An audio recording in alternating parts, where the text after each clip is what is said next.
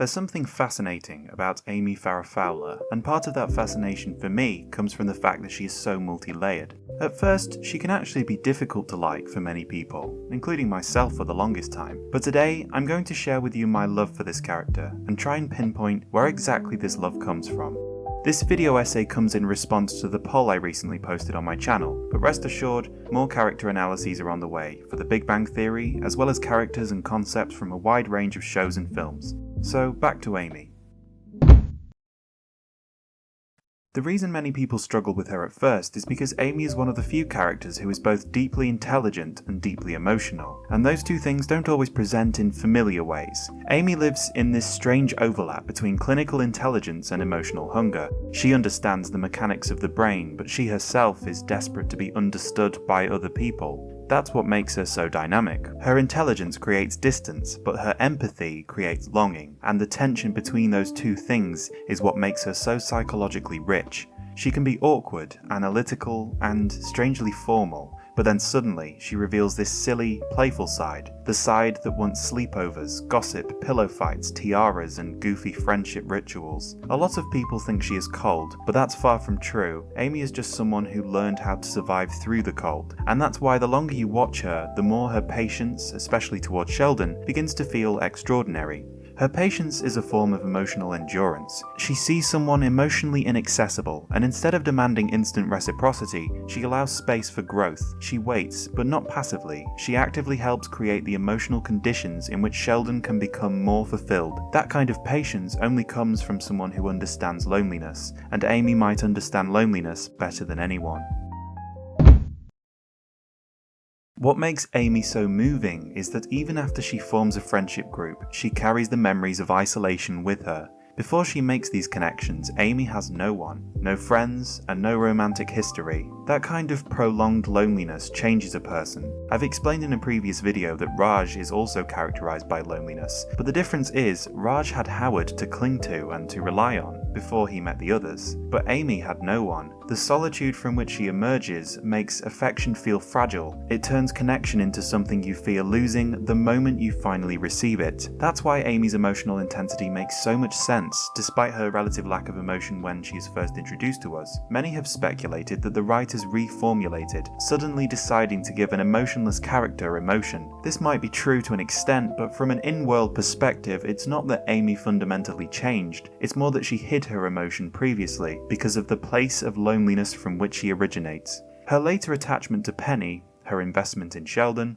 her hunger for girls' night and social rituals, and her occasional, what shall we call it, over-eagerness. I don't think of these as random quirks, but rather the psychology of someone who once had nothing and now deeply fears returning to that emptiness. This is actually comparable to Leonard, but even more extreme. The point is, Amy never fully forgets what loneliness feels like. She evolves, but the memory remains, and I think that's why so many people connect to her, because a lot of us know what it feels like to arrive late to belonging. And to get personal for a moment, there was a time in my life where I'd just gone through a bad breakup. After quite a long relationship, I had isolated myself from many of my friends, and I ended up moving into a flat with people I'd never met. Everyone in this apartment was already friends, and I felt like the outcast. There were 5 of them, but it didn't take them long to welcome me into their group, and most of us are still friends to this day. But I remember it was in this period of my life when I finally understood Amy Farrah Fowler, or at least I developed an appreciation for her, because I, like Amy, was late to the party.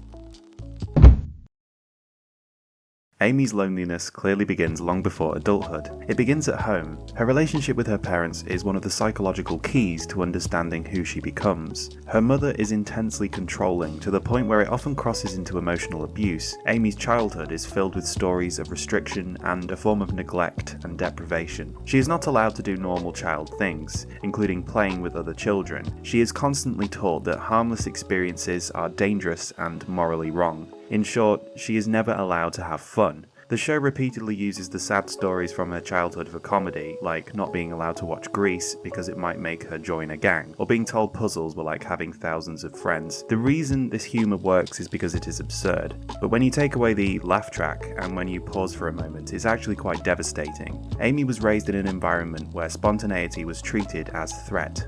That kind of parenting creates adults who over-intellectualize everything because emotion and play were never allowed to develop safely. But for some, including Amy, it creates a conflict because it can also explain the more childish, playful side of adult Amy, who finally has the courage and freedom to come out and play. Her father is equally fascinating to me because he seems deeply passive. He is clearly frightened of Amy's mother, constantly talked over and sidelined. The show even frames him as someone who sneaks away whenever he gets the chance. The reason this dynamic is so important is because Amy grows up watching a model of love where one person dominates and the other accommodates. A household like that teaches two dangerous lessons. 1. Control is how closeness works, and 2. Silence is how conflict is survived. So suddenly, much of Amy's character makes sense in the show, and I'm not saying this explains everything about her, but it may go some way to explaining her patience with Sheldon, her willingness to tolerate emotional distance, her tendency to endure, and it also explains the half of Amy that does crave structure and is attracted to routine. She grew up in a home where love was bound up with rules, compliance and fear, so when she enters adulthood, she doesn't just crave connection, she craves safe connection that doesn't punish her for being herself. But this is made even more complicated by the fact that she doesn't yet have the language to navigate emotional security. Again, it's not the only explanation, but one reading of Amy is a character arc of slow undoing, the slow undoing of childhood control. Her friends give her something her family never did. They give her true freedom, and I would say the most important friend in her life becomes Penny.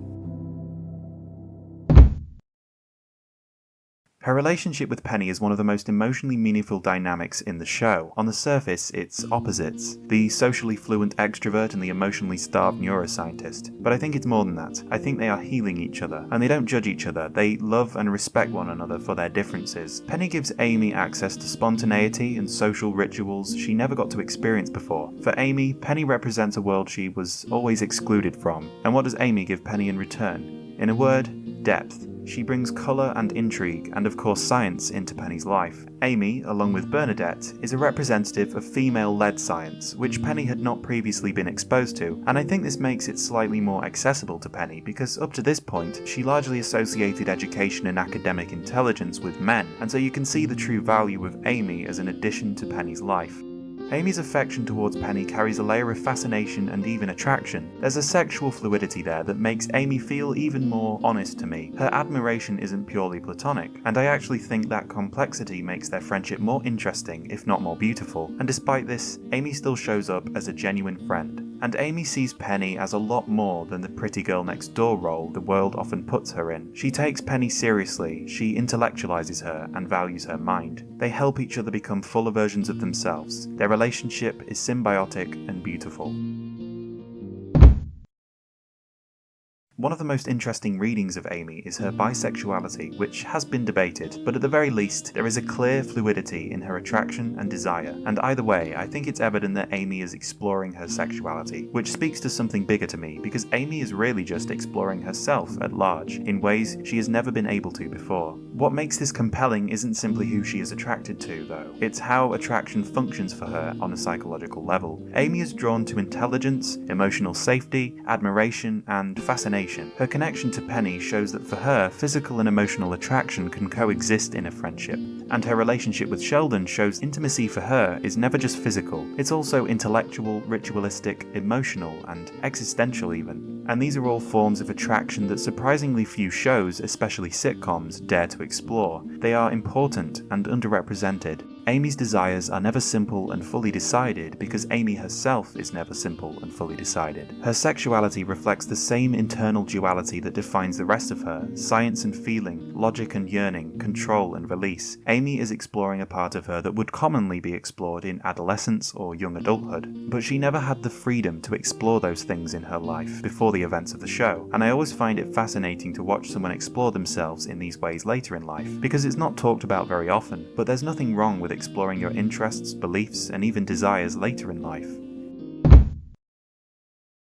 Part of why Amy's scientific identity feels so convincing is because it is grounded in reality. She doesn't just sound like a cliché Hollywood genius. There's an authenticity there, which is strengthened by the fact that Mayim Bialik, who plays Amy, is herself a real neuroscientist who even has a PhD, and her real-life academic background closely mirrors Amy's neurobiology expertise. For me, that reality bleeds into the performance. Amy's curiosity becomes lived in. I can actually feel her passion for science. Her scientific language feels embodied. Her fascination with cognition, behavior, and neurobiology feels less like script writing and more like genuine thought patterns. It gives her intellect texture. I also think, from the character's point of view, Amy's understanding of neuroscience is what gives her patience towards Sheldon and others. It's what gives her deep understanding and empathy, because her professional background gives her a profound awareness of behavior, and not only that, but she understands behavior as something complex, deeply rooted, and procedural, and because of this understanding, Amy does not judge, she just notices. Quirks, idiosyncrasies, insecurities, they are rarely a source of annoyance, and more often than not, a source of intrigue. This is where I should acknowledge there are times where Amy becomes frustrated with Sheldon, and of course, spoiler alert, after years of patience, she does break up with Sheldon for a while. But I think it's important to recognise that Amy has her own needs, and she is constantly trying to balance these needs with other people's. And the way I see it, when it comes to Sheldon, she shows an awful lot of patience and resilience, which leads us nicely to my next point.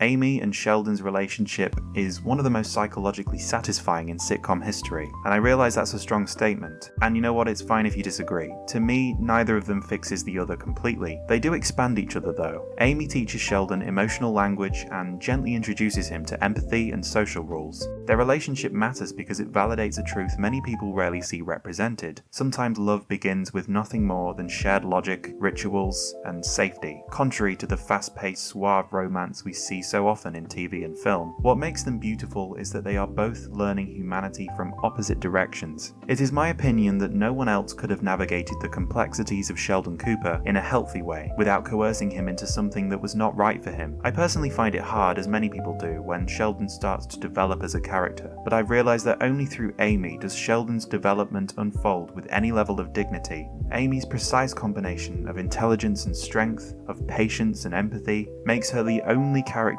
conceivable of filling this gap in Sheldon's life.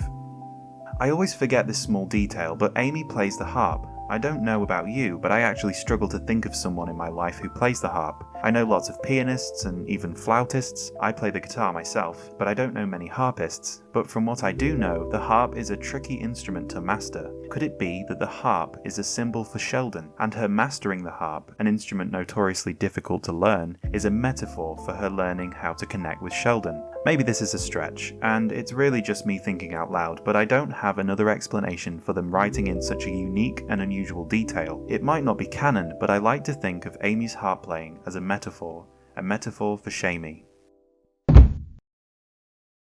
One of the most interesting things the show does is allow Amy's character to unfold and take shape in distinct stages. Early stage Amy is almost emotionally armoured due to the past, detached, severe, hyper-rational. She was originally written as a female Sheldon, according to the writers, but she becomes her own unique character, and one of the most layered at that. Mid-stage Amy is the awakening. She discovers friendship, humour, sexuality, jealousy, longing, vulnerability. Late-stage Amy becomes the integration of all of these elements. And that's not to say she loses any of it. By integration, I mean she allows all of her contradictions to harmonise. That's why her arc feels so satisfying to me. And for a long time it didn't. I felt like her development was inexplicable and rushed, inconsistent. But the more I reflect on it, the more I realise Amy is what emotional growth actually looks like. Becoming yourself. At her core, Amy is defined by an internal conflict, and though it is resolved in the end, it defines the majority of her story in The Big Bang Theory. Science gives her structure and emotion asks her to risk chaos. For so much of her life, structure protected her from rejection, but intimacy requires looseness, and friendship requires absurdity, and love demands uncertainty. So Amy's entire journey might be about learning that control can explain life but cannot replace living it. And maybe that's why she means so much to us, because Amy represents the hope that even if loneliness made us rigid, even if intelligence became armor, even if we arrive late to the party, it is still possible to love and be loved. As usual, I just want to thank you for watching this video. I'm currently in the process of moving house, so I apologise if uploads are a little bit slower than usual. I've had to use cafe and library Wi-Fi, while mine is set up at home. If you like this video, consider giving it a thumbs up, it makes a huge difference. And if you're interested in similar content on various topics and characters within TV and film, but always in the same style, then consider subscribing. I still have Howard and Bernadette to cover, and I intend to make a longer video about the minor characters of The Big Bang Theory, and some of them might be getting their own videos as well. I try to condense my thoughts to make for a more concise and interesting video, but please let me know in the comments anything you feel I missed about Amy Farrah Fowler. Oh, P.S. I've had a lot of requests for longer videos, and while this isn't possible with my current workload, very soon I plan to create longer videos. YouTube is still relatively new to me, but we're creating a community here, one that I don't just want to talk at, I also want to listen and respond.